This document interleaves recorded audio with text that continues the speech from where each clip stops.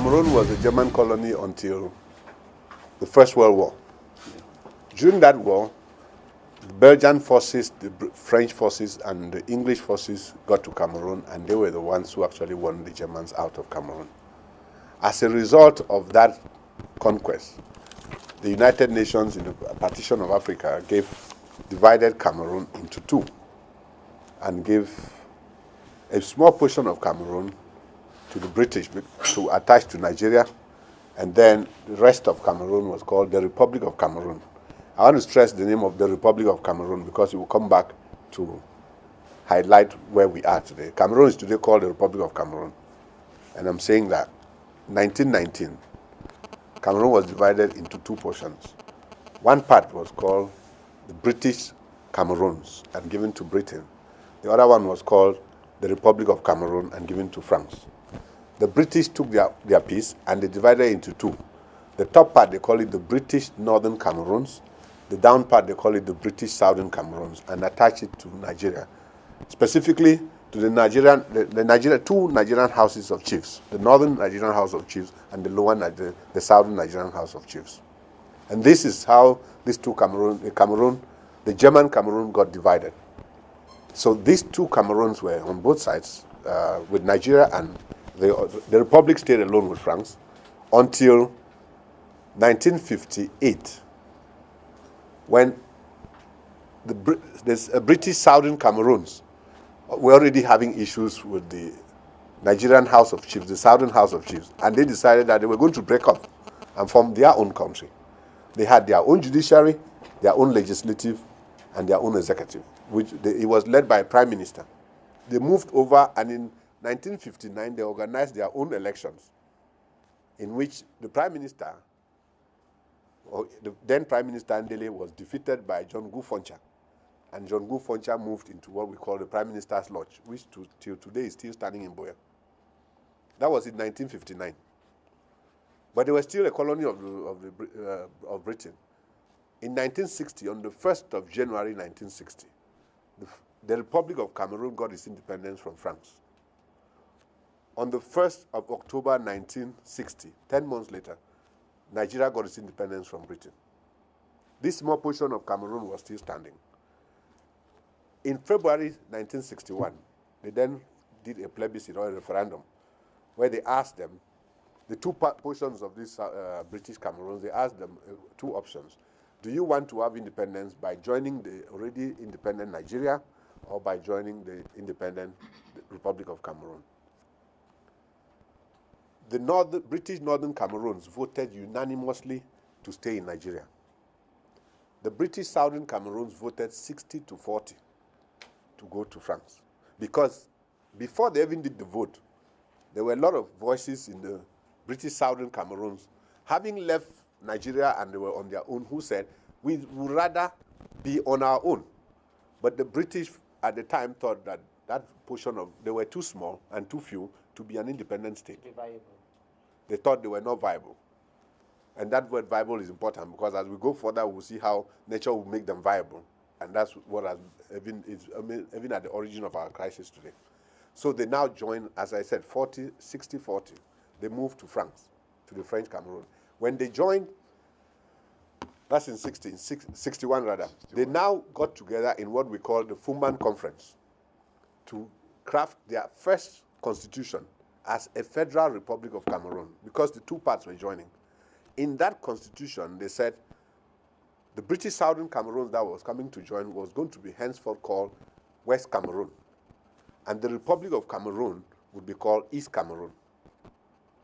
That's what came out of the Fumban Conference.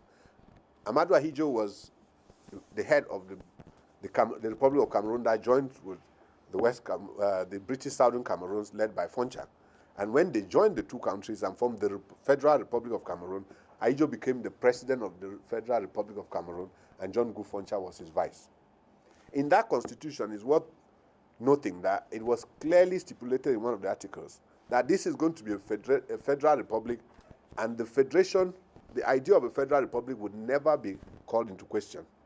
And it would be such that as we go further in this country, the two statesmen of this country would always be from both sides of this country.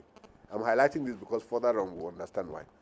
Such that if the president of this country is going to be from the French region, the vice, or whoever is second, should be from the English region, and vice versa. That was 1961. Fast forward to 1972. But before 1972, something major happened, the discovery of oil. When oil was discovered in Cameroon, coincidentally, it was discovered in Limbe, which is, well, then it was called Victoria. And Victoria happened to be in West Cameroon. Once oil was discovered, President Ayijo decided then that no, he launched a constitutional amendment to change the country from the Federal Republic of Cameroon to the United Republic of Cameroon. Because under the Federal Republic of Cameroon, every state had autonomy to the use of its resources, of course, with a bit of it going to the federal government. So this manipulation happened until 20th May 1972. Another amendment of a major amendment of the Constitution was made, in which Cameroon changed from the Federal Republic of Cameroon to the United Republic of Cameroon. I want to back up a bit to remind you people the importance of where we are coming from, because when they took the two regions of Cameroon, East Cameroon and West Cameroon, Ayijo divided the East Cameroon into 5 provinces. He called them provinces at the time. For the purpose of most people in Nigeria, we can call them states. He named them the North, the West, the East, Littoral, and one he called Center South. It's important to note that he named one West. We had the East, we had the North, we had Center South. So the 4 cardinal points were taken. When the Anglophones came back, I'll call them Anglophones for the purpose of this discussion. When they now came from West Cameroon, they said, why did you name a province West when we are supposed to be the ones who are called West Cameroon?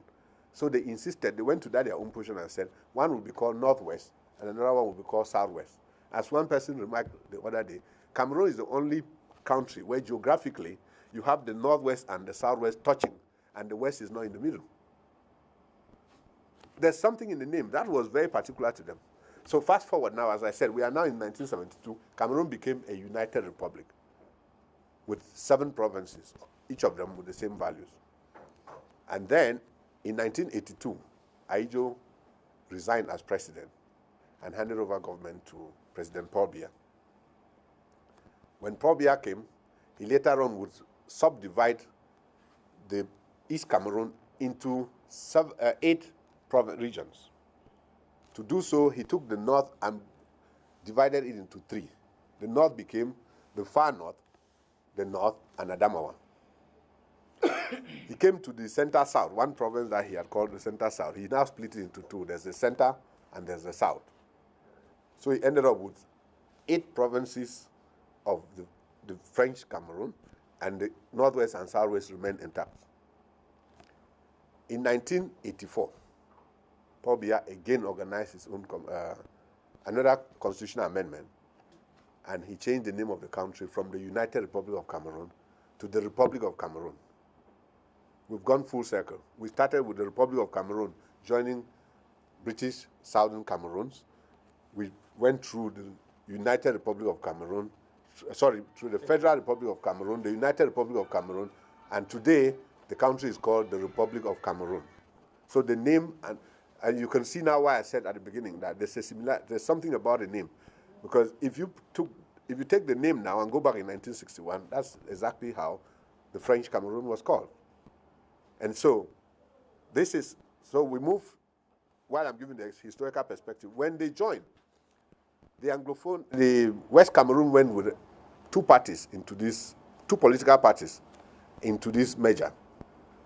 I'm not too conversant about how many parties were in the East Cameroon, but no sooner had they joined that they decided to form one party, the Cameroon National Union, the CNU.